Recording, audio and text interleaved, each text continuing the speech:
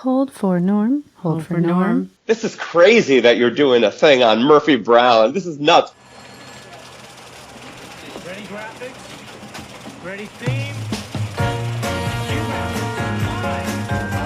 Good evening.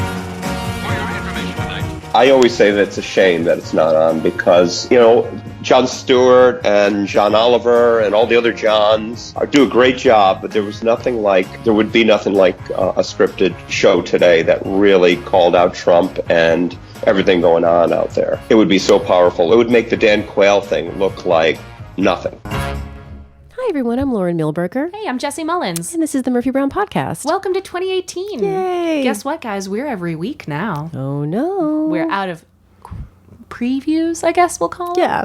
I always like saying that, previews. Yeah, well, because Murphy's now playing on Antenna TV. Almost every day. Yes. So we're very excited to be getting in your ear holes once a week. Or you can save them up and listen to them every day if you want. Yeah. I just listen to them as they're happening. Yeah, just because. Yeah. Subscribe, rate, review. Indeed. And we know that on our last episode, we had promised you a special bonus episode after FYI, and where we would be sharing some of the thoughts we'd received over email. However, rather than just listening to us read some things, we got you one better. We have a full interview today. We have an interview with Norm Gunzenhauser, who was a writer on Murphy Brown seasons 1 and 2, and then came back in seasons 8, 9, and 10. And he also wrote for Cheers and Newhart, and we had a really amazing discussion. We're so happy to bring it to you. Yes, we want to keep Norm forever. It was a delight, and we hope to have him back to talk about his own episodes. Yeah, and then we'll pepper in some of the things that Corby told us, as we go along. So also you should note that when Norm says his name, for some reason a car went by. Right at that moment. Everything else is fine. Sorry about that, Norm. Yes. So Norm Gunzenhauser, a writer from Murphy Brown. Here we go. Mystery guest, will you please sign in? My name is Norman Gunzenhauser, and I was on Murphy Brown for the first 2 seasons, so I was part of the original Murphy Brown writing staff, and then I left, a genius move on my part, moron that I am, and came back, both my writing partner and I, Tom Seeley, came back at the end of the 8th season. We stayed through the 9th, and then we folded up tent in the 10th season. So most of my career has been spent writing that show, and I miss it. Yeah, we miss it. We miss it as well. What is the story that got you involved in Murphy Brown? I know obviously you were in the original writing staff, but what's your origin story? We always find that fascinating. Tom, because I had a writing partner, Tom Seeley, at that. Tom and I wrote together for 15 years, and we did a funny thing. We couldn't get hired. Nobody knew we existed. So we wrote a spec Cheers script, and that would be in 1984-ish, and we sent it around town. We had a couple of meetings, but nobody really bit. And because we thought that would be the only way to really sort of show off our writing talents, which wasn't much at that time, but we didn't know that. And so we wrote this spec Cheers script that I actually had an idea for the old show Alice. And I don't know, you guys are young. Alice. Yeah, I watched it in reruns. Me too. So Alice was about this waitress, this diner, and a group of the waitresses and their irascible boss. And the idea was that Mel, the boss, yelled at the waitresses for fraternizing with the customers. And then he's clearing dishes at one of the booths and sees this lacy glove left over on the table. And he starts to fantasize who this woman might be. And I called it Glove at First Sight. Never wrote it, never did anything with it, but when Tom and I decided we were going to write a spec script, I said, what if we take this old idea and just adapt it to Cheers? So we did the exact same story where Diane finds a trench coat left over in the bar and starts fantasizing about who the owner is. It gives me goosebumps because it really was one of our best scripts. And when we finished writing it, we thought, isn't it funny? It's like a really good Taxi episode. But we went around town and nobody was biting, and all of a sudden we get a call out of the blue that Ed Weinberger got our script that we had sent it to without any agents, without anything. Tom went to the library, found out where Ed was working. You would never be able to do this today. And we just sent it unsolicited to Ed. And I don't know if it was 2 weeks later or 2 months later, Well, we get a call from Ed's secretary, Sandy, and said Ed would like to see you guys. And at that point, he had just created The Cosby Show, so we thought maybe we'll get an episode of that. But we were excited. We went in, and he hired us on the spot. So we spent the next 2 years. Our very first produced script was a pilot, which we didn't know how lucky we were because we wouldn't write another pilot that got produced for another 13 years. But he put us to work for 2 years, freelancing for different shows, and ultimately helped to get the Cheers script sold to Cheers. And so we ended up selling and making our name on this spec script that we just wrote on a lark. And we were off to the races. So from 84 to 86, we were writing nonstop as freelance writers on different shows. And then at some point, our names got around town, and the Newhart Show asked to interview us. And we ended up getting a job in the 6th and 7th season of Newhart. And it was just a great learning experience. How to write a script is one thing. To be in a room with writers, especially seasoned writers, was a whole different ball of wax. And so we ended up spending 2 years on that show with David Merkin and Doug Wyman running the show. Dave Merkin would go on to write on the Simpsons, and all these writers were really good, and they all went on to do spectacular things. But everybody was leaving in the second season of that run. So we decided to leave too, and thank God, because we ended up on a show called Empty Nest. Our agents had made us a deal on Empty Nest, and we were ready to go on that show until we found out that one of the writers who was our equal on Newhart was going to be basically elevated to almost our boss on Empty Nest. And we went in to talk to Whit Thomas and said that, we can't do this. Now, mind you, this was right after the writer's strike. So everybody was scurrying for jobs. And we had a job, and we started to poke the bear. And we said, if we don't get an equal credit, we can't take the job. I don't know what got into us, and they said, there's nothing we can do. We know now that his agent lied to us, blah, blah, blah. And so we walked out of a job that we had, Empty Nest, and we went straight to a payphone. Remember payphones? We went straight to a payphone and told our agents, we want to see this show, and that Murphy Brown, and that Candace Bergen show. We didn't even know the name of it. And thank God, because that week we ended up getting an interview with Diane, and ended up getting hired on the show and changed our lives. It changed our lives not only career-wise, but writing-wise. We learned how to write a very different kind of situation comedy. And because you couldn't find a polar opposite to Newhart. Newhart was the traditional, it was great. I mean, we had a great time on it, and I think we brought a lot of good things to it. But it was a situation comedy in the traditional sense, the CBS traditional sense. And Murphy Brown was now 3 acts, writing long speeches, syncopation in the speech pattern of all the characters. Every character had their own voice, as you know. And it was just a whole different world that Diane introduced us to. Not only that, but she introduced us to, it was more like playwriting, where you could do dual dialogue at once. We never even thought in terms of dual dialogue. And in the first season, we wrote a show called Soul Man. And it's one of our favorites. Yeah, we love that episode. It was about Murphy trying to crash through the glass ceiling and join this elite men's club. And putting her friend and partner, Jim Dial, on the hot seat to try to get her in. Well, at the end, everybody else left the club, and they were left alone, as you remember, sitting at the bar singing.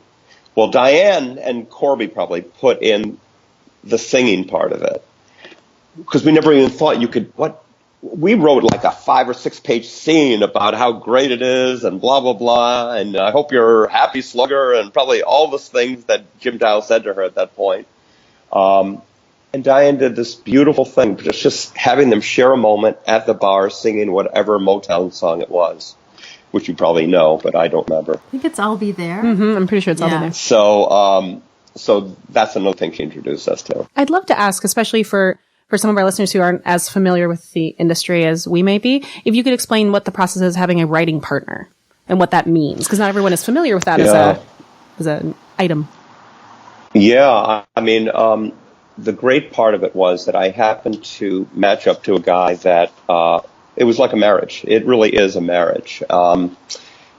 He made me better. I made him better. And we also had the opportunity to share our success together. I was married at that time, and yet the people at home don't really have any idea what you go through on a day-to-day basis on a staff, because there's a lot of pressure, a lot of time spent at work. And so it was nice to be able to, especially that first job with Ed, we literally got the job. He gave us our own offices. The day before we were unemployed. I was actually getting a real estate license. And we were so happy. We jumped on this red Naugahyde sofa that we had in our office. We were so happy. And then we jumped the same way in the elevator on the way down. So we were in this thing together, and we were like brothers, and we still are. I mean,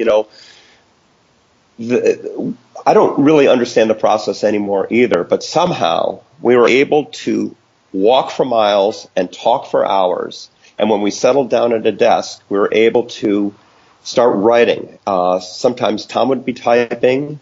We went from typewriter to computer too. So we were just starting out with the computer. This computer scared me back then. Tom was a little bit more savvy when it came to that. But we would take turns at the keyboard, and somehow we would cobble together the first draft of a script. Most times on TV shows, I should back up, you do go to the computer or the typewriter with an outline. So we did have the story, and we had some jokes that were pitched around in the room, because writing for television is a collaboration. Every time you see a name on the screen written by, it was really written by the 7, 8, or 10 people in that room. The writer does have a chance to go off and write a couple of drafts, but then it gets better once it goes around the room. So we had all that, but I do remember that at the beginning of our partnership, there was a lot of yelling, a lot of, this and that, and we were, there was a lot of pressure on us. And at some point, it got so heated when we were still with Ed. Tom decided to take the first act, and I decided to take the second act. We'd come together later in the day and patch it together. Well, I hated what he did, he hated what I did, and we ultimately ended up never doing that again, and just came back and wrote over each other's shoulders. So really it was a great thing, but there's nothing more boring or more mystifying than talk about writing, because it is such a mystical thing that happens. You're conjuring up these words and these visions of what the scene looks like. And I don't think there's any real way of explaining how this happens. You become almost like an antenna. I mean, you talk in terms of conjuring and visions, and that's very interesting. And it is. It's, very similar to dreaming while you're awake. Oh. You just... That's great. Things come to you that you didn't even know you knew about. Edward Albee says that. Mm-hmm. And you... And whatever, because I was a young dad at the time, when I was reading Dr. Seuss to the girls, Dr. Seuss would find its way into a script. On Murphy, I forgot, I was going, Funny's Girl, which was also done, I think, in the first season. It was, yeah. Funny's Girl was only because Tom and I were reading the funny papers all the time, and we just sort of came up with this idea, what if, this cartoonist starts mocking her in public? And so we just took whatever we were going through at the time in our own lives and tried to stick it into these scripts.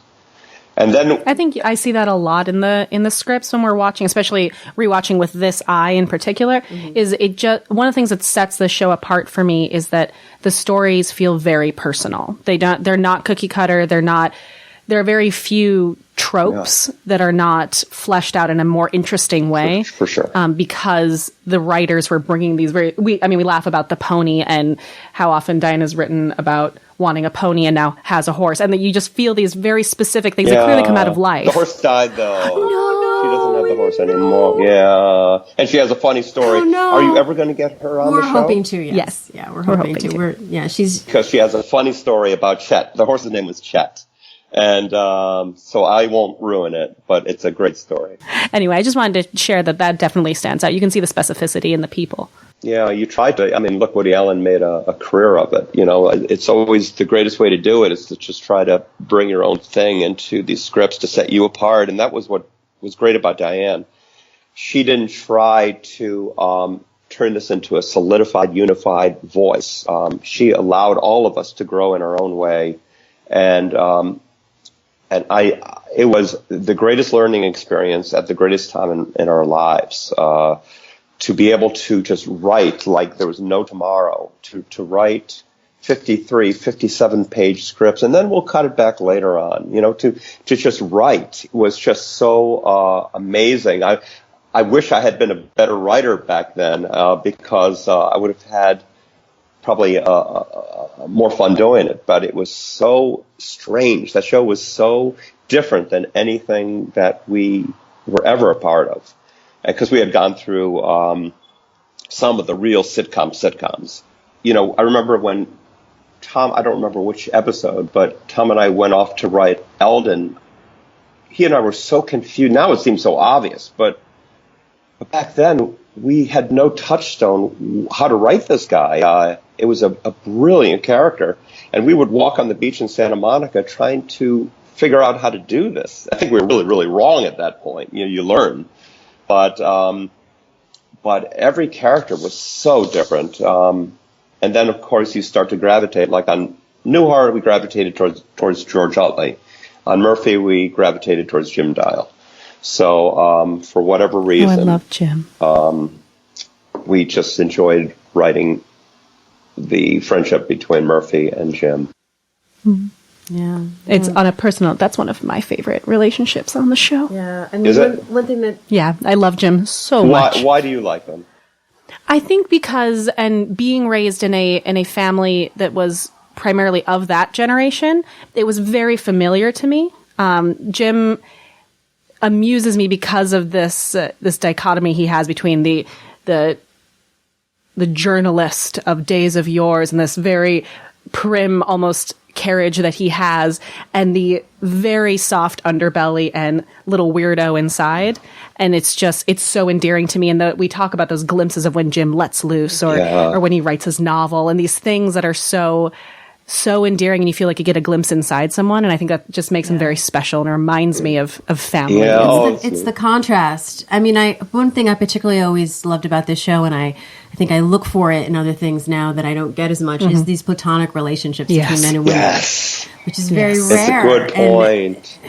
And even, you know, even when it is maybe there, eventually they get together or there's something that happens. But this doesn't happen in these two, particularly, you know, between And Frank. With Frank, Frank and Jim and Murphy, those are my favorites. And Eldon as well. Yeah. That it shouldn't be rare. Yeah. But for some reason it is. And so to have that sort of beautiful relationship between, you know, these two, all these couples that doesn't have a romantic interest is, I think, what really makes it interesting for me. Well, and it spoiled us as consumers, especially for us growing up with this as one of our first favorite TV shows when we were kids, is like we were given this as an example. We were given this, and we were given C.J. Craig and all of the West Wing. We were given these relationships that told us that we could have that, and then to watch them kind of disappear in our media as we got older, it's confusing to us. So seeing that and being like, yes, it is there, it is possible, it has been done before, possible. and it could be. Yeah.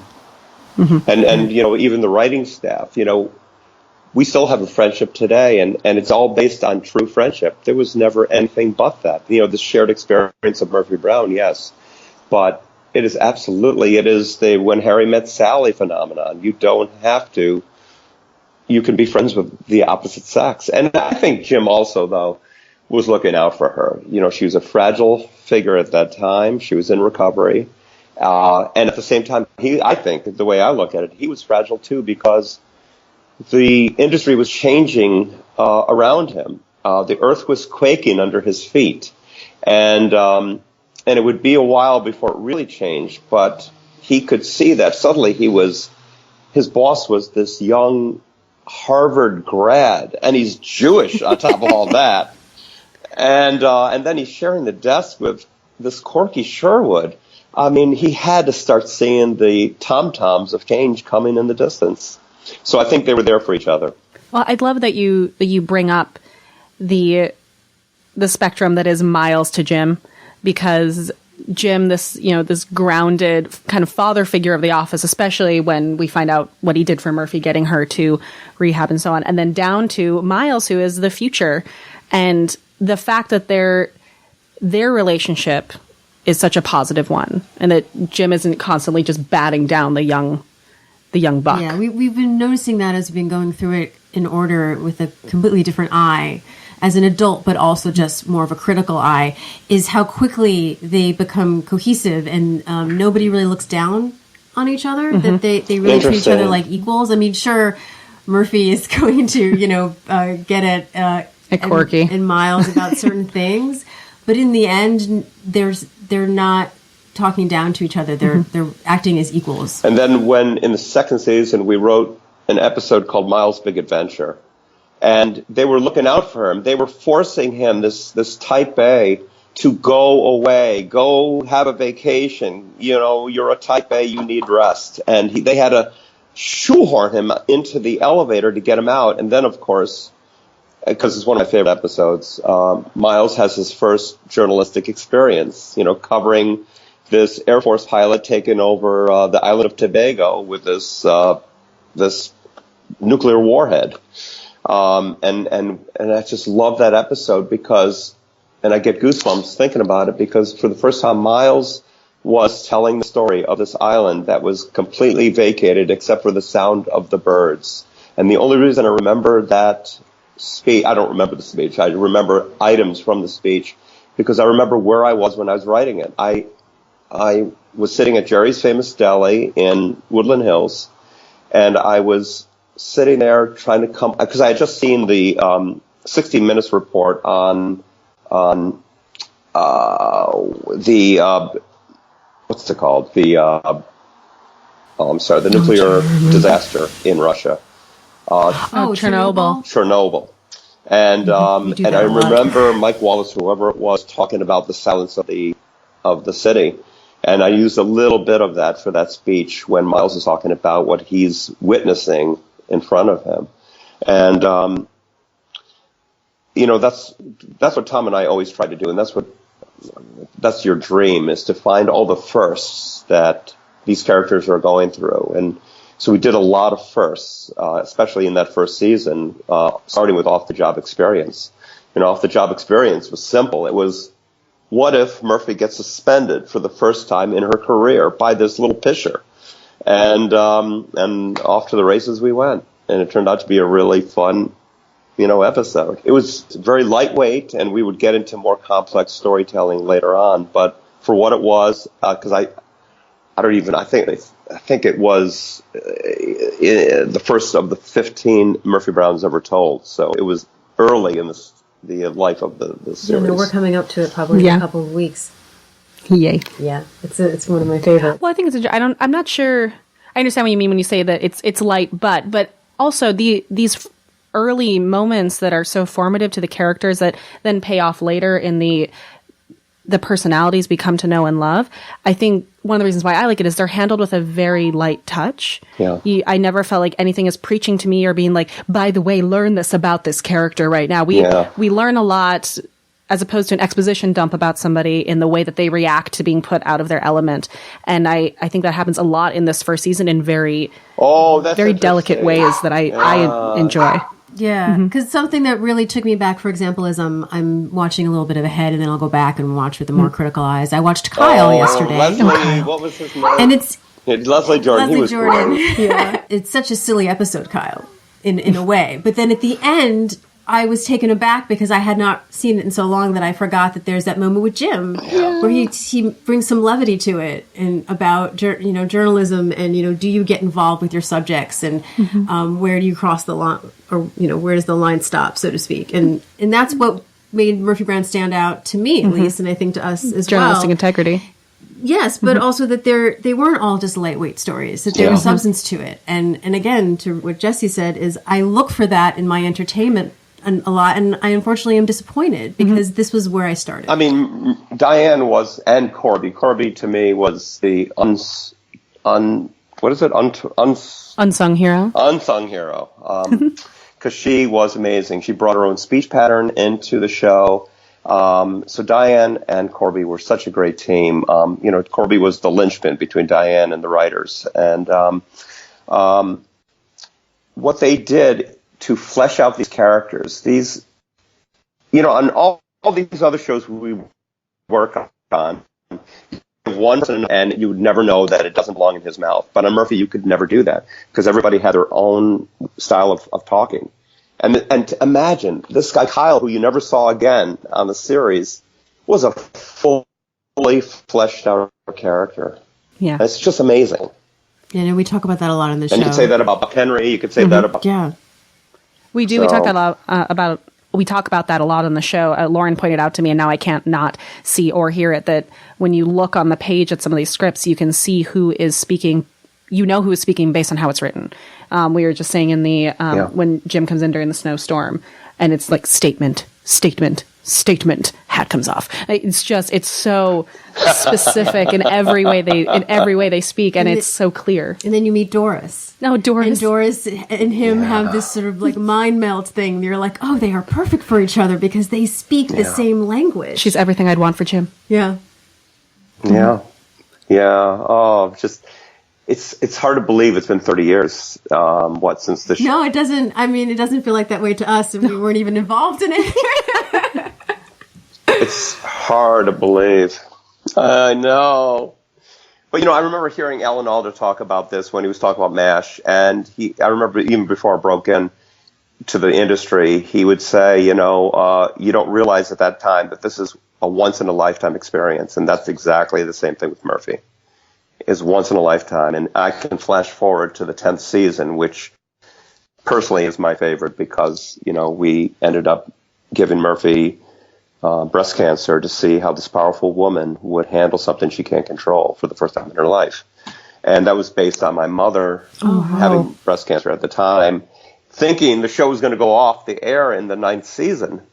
And Tom and I were walking the streets of LA, and I remember saying to him, too bad the show's coming off the air, because how cool would it have been to give Murphy breast cancer and see how she handles it? Because I thought it would be a wonderful thing for the audience at home. And then, I don't know if it was 2 weeks later or 2 months later, but Candace called us up. We were in my office at my house, and she said, if I decide to come back, would you guys come back? And I had this nervous lump in my throat. And I said, there aren't that many stories left to tell on this show, but what we'd like to do, and then we the breast cancer thing. And she said, let's do it. Amazing. And I understand that Diane also had a health scare story arc. So, together we ended up really maybe saving lives, because I heard mammograms went through the roof after Murphy went through this. And speaking about Jim and Murphy, I think my favorite episode of all the episodes that Tom and I wrote was called Waiting to Inhale. And I know you're only doing the first season, but I'm jumping. And it was... Oh, please do. Please tell any story that you want to tell. Murphy didn't want to quit work. She was hampered by nausea from chemotherapy, and she wouldn't stop. And Jim got mad at her and said, why don't you just stop? Quit, walk away, stay home, basically. I don't want to... He's basically saying, I don't want to see you in this condition. And she got pissed off at him. And they had a falling out in that episode. And somebody mentioned that pot alleviates the nausea, but she is a recovering addict and wouldn't do it. And then Jim and Tom wrote that scene. Jim scores some pot in the park and brings it to her at her house. And together they share a joint. And we have this, I could actually cry just thinking about it. But they have this come to Jesus moment when he finally says how scared he is of losing her, and using that, the comedy of the joint and getting high to break the treacle of the scene. But it was really the closest that these two ever became, and I don't think Jim would have become like that without the help of some weed. Because it's both funny and it's both touching. It's one of the greatest scenes. I've watched it recently. It's a little slower than I remember, but it's a powerful, powerful scene. And I do believe that if Seinfeld wasn't going off that year, we would have ended up with an Emmy for that show because it was just, I don't know if you can do it any better than that.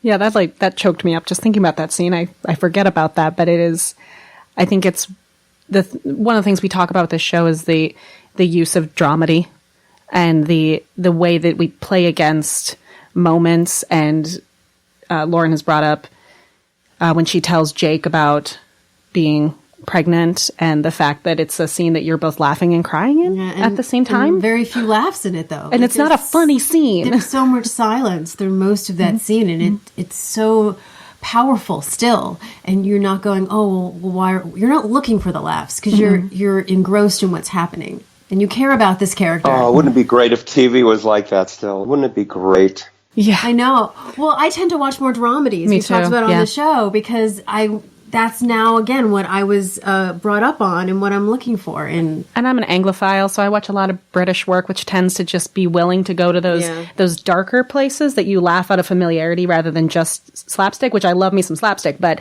I think there's something about having the bravery to go to those real places and find the levity within, because as actors, we're always taught that nobody connects with somebody who cries easily. Interesting. We don't connect with somebody who just wallows in something. So finding the humor in grief or in anger in those moments is what connects us as human. It's that fighting against those emotions. And I think that's just something that those pivotal scenes in the show do so well. And you touched on it. It's a great fantasy to have that kind of relationship. It's what Richard Curtis does so well in his movies. It's a great fantasy of having those four great friends that you can have dinners with, who will watch your back when it comes to relationships. Wouldn't it be great to have those relationships? And also, wouldn't it be great to be that open with those people? Because most of us aren't that open. So in that case, I always thought that was the subtext of Murphy Brown, the fantasy of friendship. yeah, I mean, those tends to be the shows that I gravitate towards. Is Absolutely. when there's a family that's created in sort of the work environment. Yeah. Is these people are not necessarily related to each other, but they become like family to each other, and then they become like family to you. And as New Yorkers, that's definitely something that I think we all, the idea of a chosen family, of a Friendsgiving, of those things that we create. And as adults, when you become an adult and you create your own world and who you surround yourself with, and watching things that celebrate that and not just meet cutes is very attractive. Yes, exactly. Yeah, and I don't know why, we're spending more time at work than ever. I don't know why there aren't more shows like this. Now they're snarky and shorter, so they don't. I feel like they don't get to have as much substance. shorter. It's all about the jokes. There's no You're character right. development. Yeah, 'cause I think our show was 28 minutes at that point, and that felt short. But now they're 21 minutes. Yeah, for me, it's about the characters and not 22 minutes just long. our main characters, but the guest stars. Murphy's mother, and I'm a big fan of the Jerry Gold character. And even though he only came back, once a season, really, for a while, and then obviously a big gap, you knew who those characters were, and you felt a connection to them, and you look forward to when they came back, just as much as the main cast. Colleen Dewhurst. Colleen. I don't think there could have been a better episode than the episode where Avery died, and Murphy and her father came back together again to celebrate this woman, and also the fact that they were basically haunted by this woman for 24 hours on a rainy or snowy night. It was masterful because you could cry again and laugh. Yeah, I live for the moment when Murphy crawls on her knees trying to watch her mom jam out in the first season as she's singing in the living room. Yeah, I forgot about that. Oh, Colleen Dewhurst. Just the best. But those kinds of rich guest stars that, without having to even leave the few sets that we're used to seeing, just create the larger world. Oh, Did you have any favorites that you liked writing for, besides the main cast? Any guest stars? That's actually a good question. I don't know. Aside from Yardley Smith on Miles' Big Adventure, that's a very good question. I don't know if we wrote for any guest stars that I can think of right off the bat. Interesting. I think we stuck with our group. If Tom was here, he would probably correct me, but I really would have to think that. So I guess the answer is no. I think you might be right. I can't think of one person that I don't even think we wrote for Jerry Gold at that point. No. We ended up hiring Jay for our show that we were doing for the WB at that time. He was just phenomenal. but that's an excellent question. Nobody sticks out. And you had mentioned, for example, pitching the idea for Funny's Girl. Did you find that you always wrote the ideas that you pitched, or was it more of a collective effort in the room? I think back then, we always liked to write the shows that we pitched. And Diane encouraged it. So it's not like most of these shows now where you're given an episode and you hope to God you have the feelings inside to write it. She always encouraged us to come up with shows that we loved. And so you'll see much different episodes that Russ Woody wrote than what Gunzenhauser and Seeley wrote, or what Diane wrote, or what Stephen Gary wrote. I think Stephen Gary always came up with the more intellectual shows. I could be very wrong. And Russ came up with the quirky episodes, like the Bickners. His are just wacky. Oh, so good. Yeah, Kyle, the Bickners. Hookers. He wrote the Last Year Gold episode. Mm-hmm. Oh, the Hookers. Yeah, Bad Girls. Yeah, you can always pick out That's Russ's episodes. I'm very good friends with him, so and that's what I loved about everybody, that we talked about their own points of view. Generally speaking, you would think that if everybody came in with their own points of view, it would be a mess. But for some reason, Diane was able to direct all these episodes, so it wasn't weird. It felt like the exact same show, just told a different way, and it's quite a miracle, really. The miracle is that the show ever got on the air. So thank God for the writer's strike. Certainly helped Diane, I think, get the show on the air that she wanted. Well, and then nobody wanted it to go. All it needed was that foot in the door. Yeah. And that's sort of and she wouldn't let the president of CBS go until she got Candace Bergen to star in that show. I love that. Yeah, it's one of our favorite stories that we've told. Are there any favorite stories or storylines that either that you wrote or that someone else wrote that stick out to you? I mean, we know the breast cancer one was very important to you, obviously. I mean, that really is at the top of the list. The sort of the cool things, there was one story where I don't remember who wrote it. I almost want to say Corby did, but I'm not sure about that.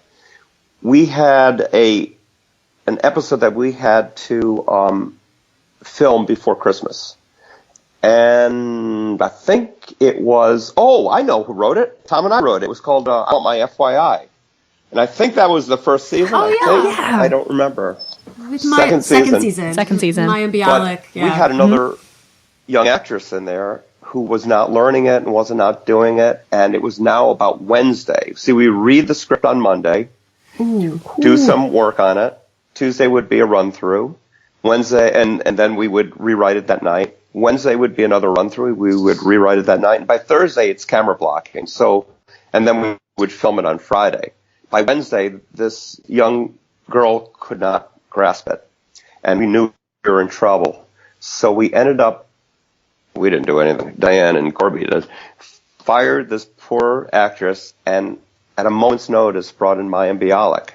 And she learned everything in 1 or 2 days and filmed it on Friday night. And that was sort of the beginning. I think she had to blossom by then, but she obviously went on to do pretty well. Yeah. Yeah, she was already a seasoned professional at that point. Yeah, I don't think she'd had blossom, but she'd definitely been in Beaches. Yeah, Beaches, yeah. Yeah. Oh, Beaches, that's right. And then we also had young Mark Paul Gosselaar as another one of the newscasters. He was so young. Yeah, he was a baby then. And just to clarify for our listeners who aren't as familiar with the week at the show as we are, you just clarified that it would be rewritten that week by everyone, correct? Not just yourself. Right. You would bring the finished script to the table, and the 7 writers would sit around and just go through it. And we would have fun just going around the table, changing things that weren't working. Maybe the actor didn't understand something and we would change, or a joke wasn't funny. Anyway, everybody would just make the script better. Most of the times on shows, they become worse or they become sort of the same. On this show, everything became better.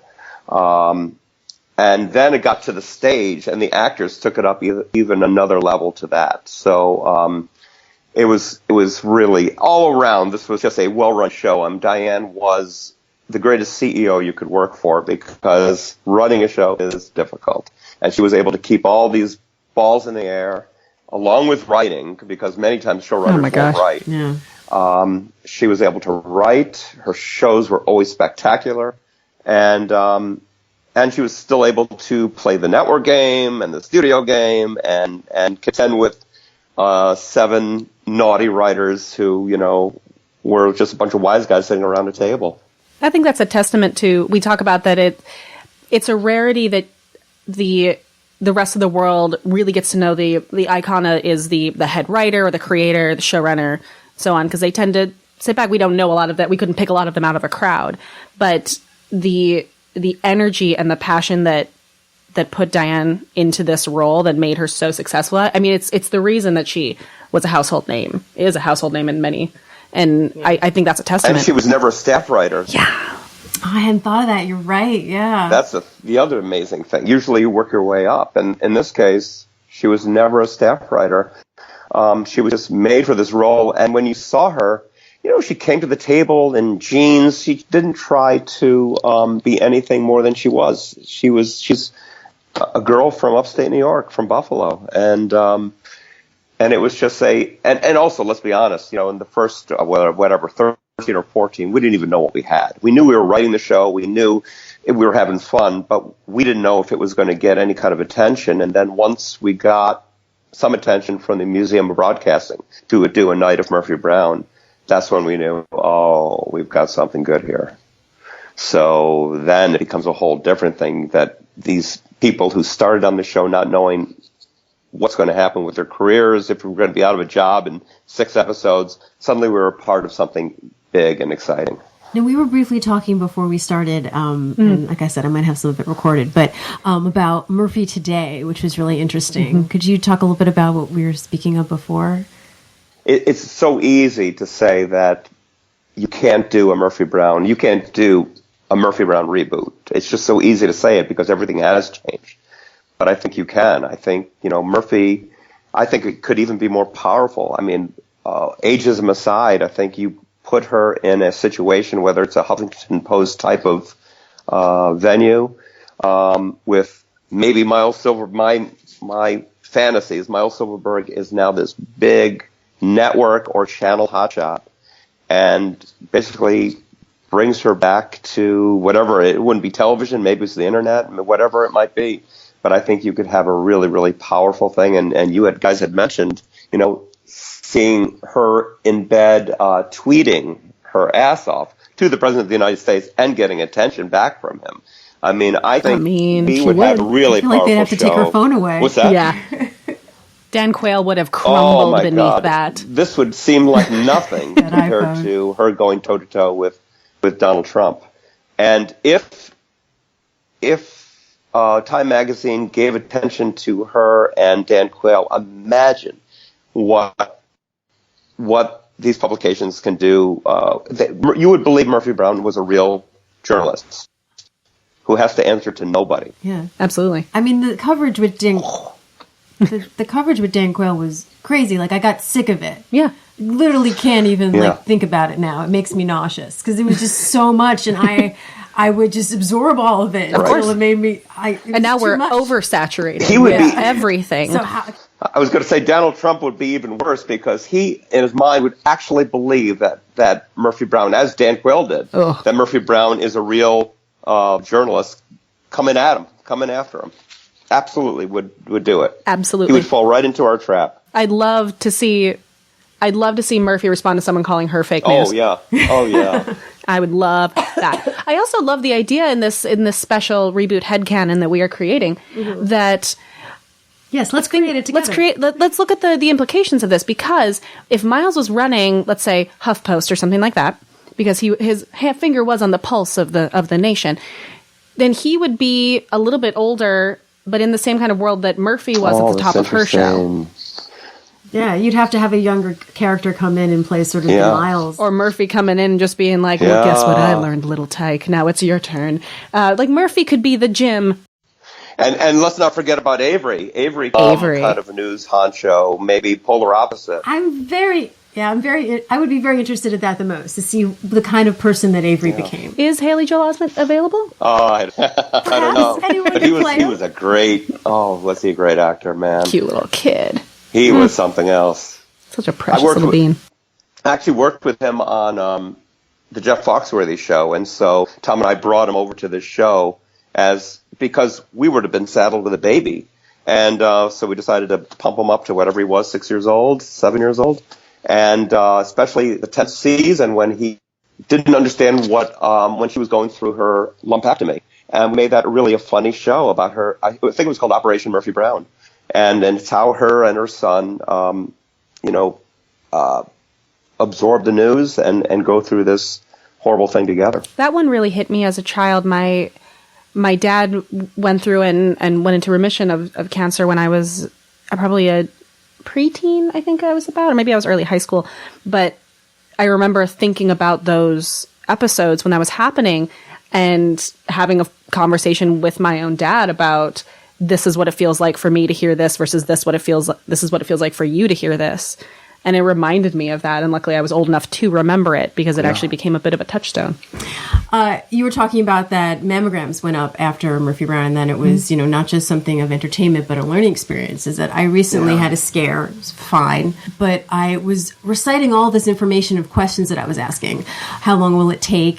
Things like this, not realizing that it was all stuff from Murphy Brown subconsciously in my head. Interesting. Of course, it's all changed now. It's not It's a day. all different now. It was 5 minutes that I found out. It's insane.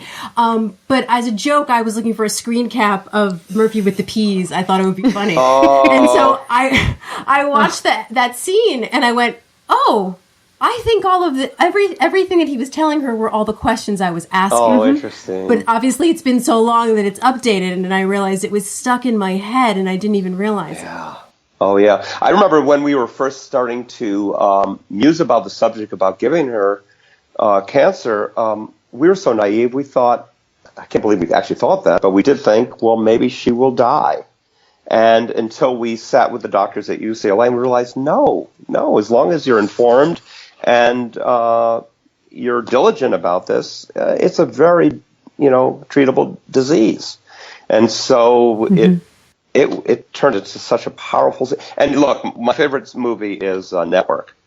And I think we're dealing with this force, this tool that is so powerful that if you can do it right, you can really, really make a statement, a loud statement. I mean, certainly Trump has proven that. But on the fictional side of it, I think you can really make television much more powerful than it is right now. I always still feel like we're watching it from a proscenium, as if we're sitting back and watching a play, when my dream is to work on shows where you're involved. And you certainly had that with The West Wing and a handful of others, MASH, certainly Murphy. But there aren't too many. One of the things that we talk about pretty often in our episodes, and I know we talked to Corby about this as well, is that the opportunity you have when you have such a platform and the responsibility within that, whether you choose to accept it or not. Yeah. I believe we can all be Spider-Man, but I think that I'm a nerd. But you are welcome. Isn't that power comes great responsibility? With great power comes great responsibility. Okay. But fun fact, that wasn't actually said by Uncle Ben. Anywho, but the point I'm making is that I think that, and we've brought this up with in the first episode, making a comment about tampons, the joke about have a Midol sandwich, later having breast cancer, that Murphy took a lot of risks, especially within the feminist lens, and talking about matter of fact experiences that women go through from a place that lacked apology. Making a joke about PMS because it's okay, because that is what women go through. Right. And I think that having that platform and that megaphone to talk about things within a comedic setting that are affecting people right now, because people are listening to that. And I think that genre fiction, whether it's just a sitcom or it's all the way into Lord of the Rings, you have the ability to have a universality to get people to think about it in a safe way. And so if you have that, you should use it. And to recognize people as human beings. Absolutely. Yeah. And when you laugh, you listen. Mm-hmm. Yeah. Oh, that's really nice. That's nice. Yeah, I had two sisters. I've got 3 daughters. So to work on a show with a woman that was flawed. I mean, she didn't always make the right decisions. She didn't always know if she had the right answers. Her father and Phil was one of my favorite relationships as well on the show. We sort of forget about Phil, but he was so important to that show, and fun to write, and the perfect actor to play that role. The show had it all. And why Tom and I left in the second season, I will have no idea, but it was a big mistake. Well, here's a better question. Why did you come back? Yes. You know why? Because after whatever that is, 6 years, we realized how lucky we had it. And to be honest, we couldn't find a decent show to work on. We were basically old news. And a friend of mine, Bill Diamond, was running the show. And I remember sitting at the computer, and he emailed me, would you consider coming back to the show? It was like somebody had just dropped manna from heaven. And I don't think it took Tom and I a second to say absolutely. So really it was Bill Diamond who asked us if we'd come back. And it was nice because, we hired Bill and the three guys actually two other guys that were running the show. We had hired them on a show of ours several years earlier. And when that show went down, we had picked up the phone and talked to Gary Donzig and Steve Peterman about hiring one or three of these guys, and all three of them were hired. They ultimately went on to run the show, and then it came back to as a job for us. And then we knew we weren't going to leave this time. So it was great. And it was nice, too, and the other thing was, I come back and I see that these characters haven't changed one iota from the time we left. And we thought, this has got to change. We've got to do something to change these characters. Because I think the actors were bored, and I think Candace was bored.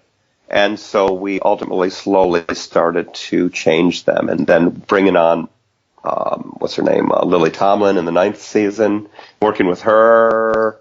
And then the 10th season, where she really knew what she was doing in the 4-camera format, was a gift. What a wonderful woman she was. It still is, obviously. I just haven't seen her since then.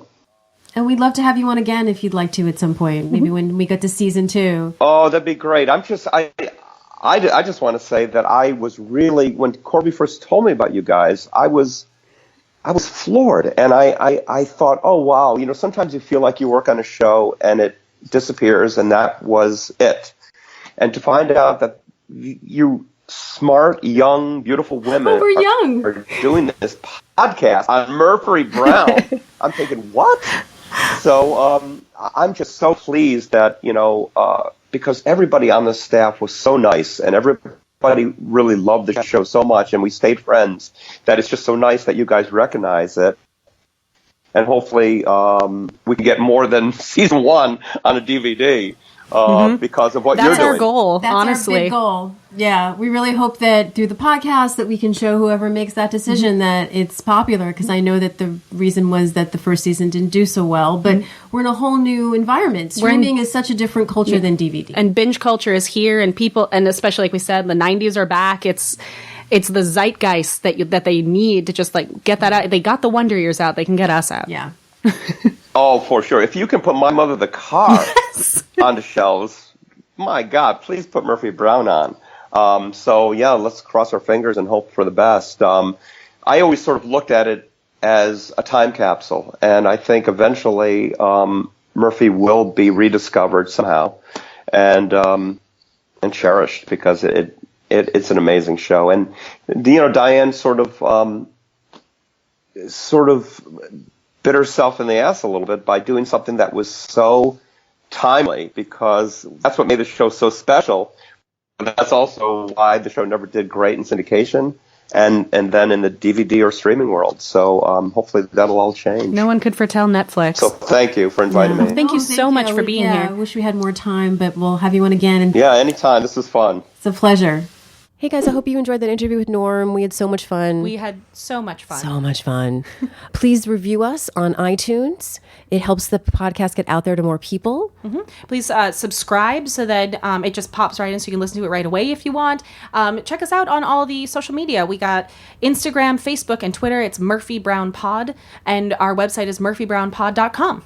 And you should be listening to our playlist, hopefully. I mean, you can. You don't have to if you don't want to. But if you go on our website, we have a link to the Murphy Brown Empowerment playlist. On Spotify. Exactly. The next song will be Baby Love because we're doing Baby Love. That's the name of the episode. Yep. Season 1, Episode 6, Baby Love, coming at you in a week. Great. So we'll see you next week, guys. For another edition of FYI. The Murphy Brown Podcast. Bye.